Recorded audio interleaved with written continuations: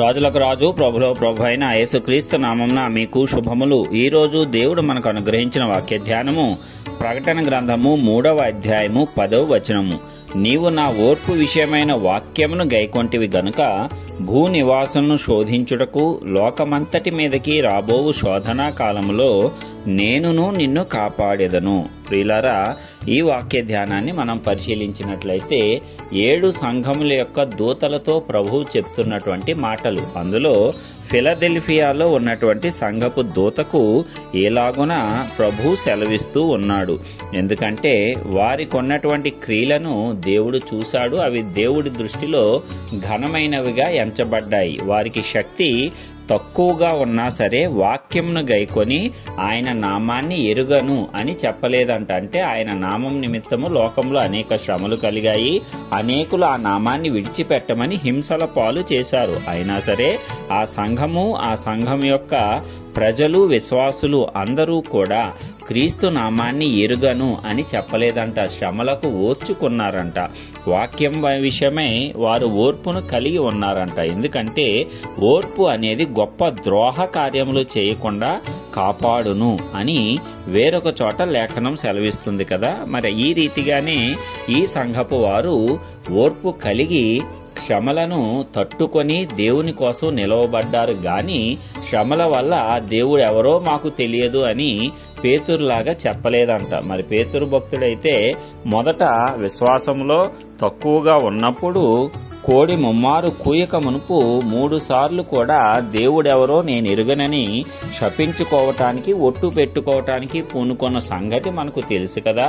అయితే అలాంటి శ్రమలు ఎదురైనా ఈ సంఘపు వారు మాత్రము ఆయన మాకు తెలియదు అనలేదంట. యేసు మాకు తెలుసు, మేము ఆయననే ఆరాధిస్తాము, ఆయన నామాన్నే మేము ధరించుకున్నాము, ఆ నామము నిమిత్తము ఎలాంటి శ్రమలకైనా మేము సిద్ధముగానే ఉన్నాము అనేటువంటి ఓర్పును, విశ్వాసాన్ని ఈ సంఘపు వారు కలిగి ఉండుట దేవుడికి ఎంతగానో ఇష్టమైందంట. అందుకనే నీవు ఓర్పు విషయమైన నా వాక్యమును గైకొంటివి గనక భూనివాసులను శోధించుటకు లోకమంతటి మీదకి రాబో శోధనా కాలములో నేనును నిన్ను కాపాడెదను. వీరికి కలిగిన ధన్యత ఏమిటి? లోకములో శోధన కలగబోచున్నదంట. లోకములో శోధన కలిగే ముందు దేవుడు ఇలాంటి వారందరినీ కూడా కాపాడుతాడు. ఎవరు తన నామమును ఒప్పుకొన్నారో, ఎవరు నేను ఆయనను ఎరుగను అని అనలేదో వారందరినీ కూడా దేవుడు కాపాడటానికి తన శక్తిని విడుదల చేయబోతున్నాడు. ఎంత గొప్ప ధన్యత ప్రియులారా! లోకమంతటి మీదకి శ్రమ వచ్చి నీ మీదకి నా మీదకి శ్రమ రాకుండా ఉంటే ఎంత ధన్యత, ఎంత ఆనందము, ఎంత సంతోషము కలుగుతుంది. అందు నిమిత్తమే ఇక్కడ చెప్తున్నాడు కదా. మరి మనము కూడా ఈ రీతిగా ఉండాలి. ఈ సంఘము నుంచి మనము దీనిని నేర్చుకోవాలి. ఎన్ని శ్రమలు ఎదురైనా మన శక్తి ఎదుటివారి ముందు, శత్రువుల ముందు సరిపోకపోయినా సరే మనము యేసు ఎవరో ఎరుగము అని ఏమాత్రము అనకూడదు. యేసును విడిచి ఆయన నామాన్ని విడిచిపెట్టి ఎక్కడికి వెళ్ళకూడదు. ఒక్కసారి ఆయన నామాన్ని అంగీకరించిన తరువాత ఆ నామాన్నే అనుసరించి మనము నడుచుకునే వారముగా ఉండాలి. కాబట్టి మనకందరికీ ఇలాంటి శక్తి కలగటానికి ఆ దేవునినే మనము ప్రార్థన చేయాలి. ఎలాగున జయించే వారిని దేవుని ఆలయంలో ఒక స్తంభముగా చేస్తాను అని చెప్పి దేవుడు సెలవిస్తూ ఉన్నాడు. మరి కాబట్టి ప్రియులారా, దేవుని కోసం మనము చేసే ప్రతి చిన్న క్రియకు ఆయన గొప్ప బహుమానాలను మనకు అనుగ్రహిస్తాడు. దీనిని మనము జ్ఞాపకం ఉంచుకున్నట్లయితే ఆయన ఇచ్చే బహుమానం మీద మాత్రమే మనము దృష్టి ఉంచుతాము తప్పిస్తే ఏమాత్రము కూడా మరి లోకం ఇచ్చేటువంటి బహుమానముల మీద మనము ఆశ నొందము.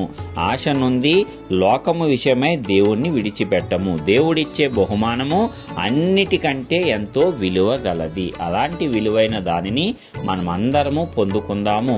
ఈ ఫిలదెల్ఫియా సంఘం వలె మనము కూడా ఓర్పులోను, విశ్వాసంలోను శక్తి కొంచెమై ఉన్నా సరే వాటిని గట్టిగా పట్టుకొని ముందుకు సాగి దేవుడిచ్చే గొప్ప బహుమానములు పొందుకుందాము.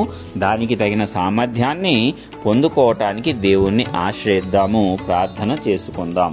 కృపా సత్య సంపూర్ణుడు స్తుతులకు పాత్రుడవైన మా ప్రియ పరలోకపు తండ్రి, మీ ఘనమైన నామానికి వందనములు, స్తోత్రములు. మీ కృప చొప్పున ఇప్పటివరకు భద్రపరిచిన విధానమును బట్టి కూడా మీకే స్తోత్రములు. ఇదిగో ఈ దిన వాక్యం ద్వారా మాతో మాట్లాడినందులకే నీకే వందనాలయ్యా.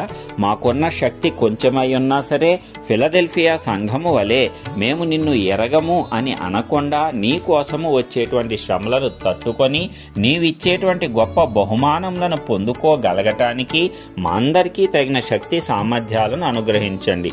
ఈ వాక్యం వింటున్న ప్రతి ఒక్క బిడ్డ ఆత్మీయంగా బలపరచబడి నీ నామంను ఎల్ల ప్రజల ఎదుట ఒప్పుకొని నేను క్రీస్తు బిడ్డను, ఆయన నామంను ధరించుకున్నాను అని గర్వముగాను చెప్పుకోగలగటానికి ప్రతి ఒక్కరి యొక్క ఆత్మను మీరు ఈ దినమున నూతన పరచండి. ప్రతి ఒక్కరికి ధైర్యం కలిగినటువంటి ఆత్మను అనుగ్రహించండి. ప్రతి విధమైన భయాలను తొలగించండి.